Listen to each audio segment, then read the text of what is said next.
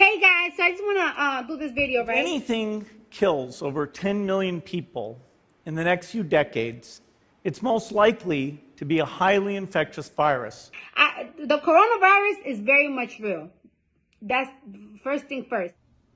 Hey you guys, Dr. Tina here. An infectious diseases expert who has advised 6 presidents let me explain it real quick so everyone's on the same page here, because it could really change everything. On everything from SARS to Ebola to the HIV epidemic and Zika. What makes coronavirus so different? Well, it's different because, when people used to ask me over the years, what is it that I most worry about with regard to emerging infectious diseases, is a respiratory-borne illness that easily spreads from person to person, but that has a high degree of morbidity and mortality. And unfortunately, that's the worst nightmare you could have, is to have something like that. I mean, there are other diseases. Ebola was frightening. With this disease, in some respects similar to influenza, but in some respects very different, it spreads very easily. You can even spread it when you're not symptomatic. So it's insidious and treacherous in that you could spread it easily. But the mortality of this is about 10 times that. It's at least 1%. So it's a disease that not only is easily spread, but it can be devastating, particularly for a certain subset of the population. Shit, I'm scared because I'm around my kid, I'm around my grandparent. What should I do? The elderly, those with underlying conditions, heart disease, lung disease, diabetes, it can be very serious for them with a high degree of mortality. How can we catch corona, and what are the areas we should be most concerned? What do we need to be on the lookout for as individuals? Sneezing and coughing. When someone is ill, they've got to get themselves out of circulation because they can spread by droplets and even by what we call aerosol, which means the drop doesn't go down right away. It hangs around for a bit. Handshaking, when people naturally go like that, they cough, and then it's innocent. There's nothing on their hand. They shake your hand, or they open a doorknob later, because we know the virus can live on inanimate hard objects like steel or plastic for at least several hours. The virus can live on the surface for, depending on what kind of surface, up to 2 or 3 days. So if someone else touches their face, it gets in you. That's why you don't want to be around other people. I don't think we need to get completely obsessed about packages that come in, because those types of surfaces, the virus might live there for a very short time, but people say, should I get a package from a grocery store that says made in China? I wouldn't worry about that. That's not the issue. It's more the close things, the hand washing. Well, I'll tell you what I do. First of all, food too. Isn't all the same thing. When the takeout comes to your house or the package, open the box, leave the box at the door. Take the stuff inside the box. Like if you get if you buy food, dump the food into a different container, throw the box away, wash your hands really well, because the soap, it does 2 things. It doesn't just wash away the virus, it kills the virus on your hands, both together. So it's a great way. It's better than hand sanitizer. Then you come into contact with anybody, just hang your clothes up for a day. Over that day, the virus will die on that fabric. The only place the virus lives a long time is on surfaces like metals and plastics. So cars. Got you. Now, Dr. Oz, this is definitely not airborne, right? Is it safe to go outside, Dr. Oz? Is it safe to go outside? Yes, it is safe. I would go outside. It's a nicer day today. It's not as rainy. And if you're 6 feet away from the person near you, then you're social distancing. So getting outside. Listen, summer and spring are good for us because the virus swells up. It becomes plumper. It doesn't travel as far in that plume because it does go into the air. So as the virus starts to fall down, instead of going 6 feet, it'll maybe go half that distance. So you're safer. Plus, you're easier to socially distance when you're outside. I get corona. At the end of the day, I'm not going to let it stop me from partying. Like, it's really messing up with my spring break. I mean, it sucks, but we're going to make the best of it.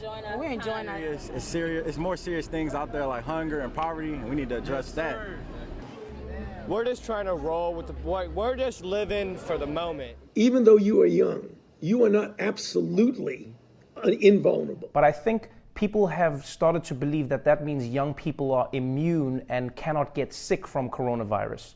What are people not understanding from the numbers? That even though you may not get seriously ill, you can get infected with relatively few symptoms, either asymptomatic or mild, relatively trivial symptoms. But then you can infect another person who would then infect a vulnerable person who would then die. Like, well, wait a minute now.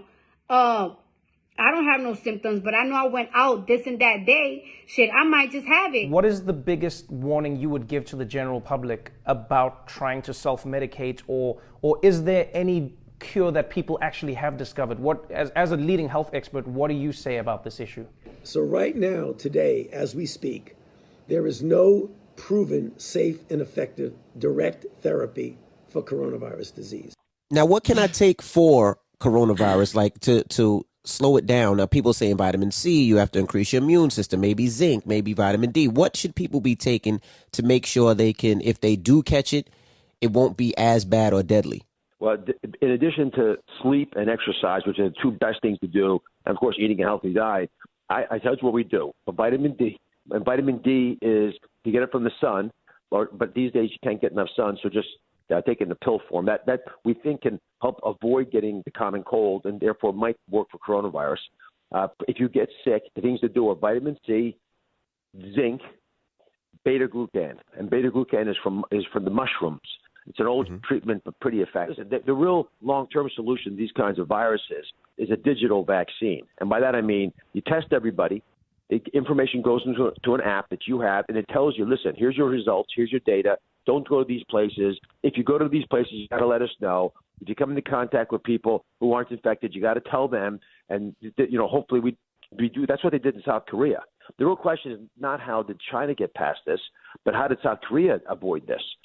Now, Dr. Oz, how is China, they're saying there's no new reported cases of coronavirus. Is that true? And how did they do that? Well, they locked the whole country down. A lot of people live in small-ass apartments with multiple people. So it's like, if you're sending me home and I have the coronavirus, I'm most likely going to give it to my spouse, my kids, anybody that's around me. We hear about this clock, 15 days, where things will be reassessed, 15 days where people might go back, 15 days, every country, 21 days. There seems to be a clock. My question is, what is that clock supposed to be, and is there a certain amount of time that people can be away from each other where coronavirus goes away? And the follow-up in that same question is, does the clock start if people are not completely quarantined during that period? Yeah, the virus is the clock, Trevor. So people say, arbitrarily, well, in 2 weeks, we're going to be okay. It depends on the kinetics of the outbreak. So it's unpredictable about when you can say this cycle. It's usually measured in several weeks. Sometimes when you're into the cycle, you may only be 2 to 3 weeks away before it starts to turn around. With regards to reinfection and immunity, we talk about people who have it and are asymptomatic. We talk about people who are recovering, and we're starting to see those numbers grow around the world. Do we know yet if getting corona and surviving corona means that you're now immune to the disease, or is there a chance of reinfection? We don't know that for 100% certain because we haven't done the study to see re-challenges, whether they've been protected. But I feel really confident that if this virus acts like every other virus that we know, once you get infected, get better, clear the virus, that you'll have immunity that will protect you against reinfection. What is the plan, and what do you think needs to happen for the whole unit of the United States to fight the coronavirus, implementing different checks and balances along the way to make sure that everyone fights it and the numbers go down? The federal government is a facilitator, it's a supplier, it's a supporter. And that's the way things should be going. And that's what we're starting to see now as we are catching up on things that weren't done so well in the beginning. We now have many, many more tests. The private industry is getting involved. The government's not making the test. The private industry is. The ventilators that are needed coming out of the stockpile, yet companies are starting to make more. So it really is a marriage between the federal government as the facilitator and supporter of where the real action is at the state and local level.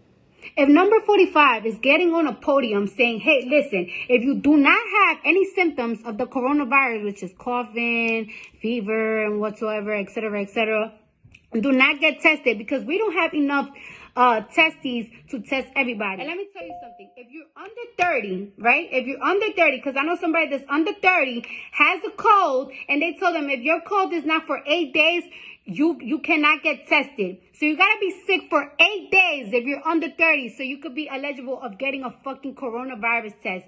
Now, if you're like in your 40s, 50s, 60s, and you're having a cold, they're going to test you right away. However, your test results will come in 4 days. And let me tell you something. They tell you this. If you are positive for the coronavirus, they will tell you to quarantine in your home and come back on if your fever goes 100 and some shit degrees. If you're positive for the coronavirus, but you don't have a crazy fever, but you have a cold, and you're sending people home, I don't know. Where do they think they're sending people home to? Not everybody have the luxury to go in a fucking bedroom and to go in a big ass house and just stay away from people. People live in small ass apartments. Wow. What about the stuff Donald Trump was talking about, that chloroquine? Hydroxychloroquine. It's the old malaria drug. It's 60, 70 years old. It's FDA approved for prophylaxis. It's used a lot in Africa for that reason. Lots of doctors are excited about it as well. Within 6 days, all the people who got this combination of an old malaria drug that's used for autoimmune diseases now, like rheumatoid arthritis, and Z-Pak, which is the antibiotic you guys all know about, you get for head infections. 100% of these patients were able to get rid of all their virus in 6 days. And years ago, they used it for SARS. They were going to do clinical trials, but the disease ended. So now we have wandered back onto this old, what's old is new again. But think of how crazy that would be that we have two old drugs that have been widely used that together might actually be incredibly impactful. Again, we got to prove this in U.S. clinical trials, but that's why the president was excited about it, not just the president.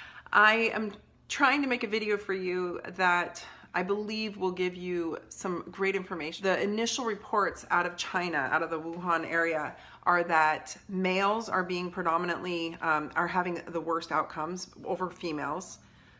High blood pressure, those with high blood pressure, those with diabetes or basically cardiometabolic issues. All right, now let's think about the general population of America for a minute. A lot of obese people with blood sugar issues and high blood pressure, right? So you've got a problem sitting here. The organ system's being hit. The affinity of this virus to particular organs in your body happen to be heart, lungs, kidneys, liver. This is why we're seeing multi-organ failure quickly in those who are succumbing. This virus has an affinity towards very deep lobar lung tissue. It's a dangerous place to get an infection and a very tough place to clear. A cytokine storm is basically your immune system is like, holy shit, go, and throws everything at it, and in turn turns its host's tissue to goo. What's happening? People's lungs, heart, liver, kidneys, so those systems are readily being destroyed by not just the virus, but the immune system's reaction to the virus. So I hope that makes sense. Every virus is a lock and key. The coronavirus is round and it has these spike proteins on it, these S proteins. They bind, they have a very specific affinity for a very particular type of receptor that happen to live in the lungs, the heart, the kidneys, and the liver. And I wanted to know what that receptor was. Angiotensin converting enzyme 2 receptor. That's the receptor. That's the cellular receptor that the spike, the S spike, is binding to. Rate in people with diabetes and people with high blood pressure, who knows? Chicken and egg, I don't know, but perhaps those people were on medications that were causing them to have more ACE2 receptors. Interestingly, Asian men genetically have more ACE2 receptors. So that's just information I wanted to share. What's the highlight here? What's the good news? If a virus needs the host to live and spread it, it doesn't want to necessarily kill you. There are herbs out there. Licorice is an example of an herb that actually blocks the ACE2 receptor so the virus can't bind. I'm not giving you medical advice. I'm just telling you facts that I found that I wanted to share and giving you some good news that there are some herbal supplements that we can potentially get a hold of. So I hope that helps bring a little more clarity to how this virus works, why it's hitting these particular populations. When they found out about this shit a couple of months ago and the shit that was doing in China, the fuck? It shouldn't be charging no motherfucking Medicaid, health insurance, none of that shit. This is y'all fault they got in this motherfucking country.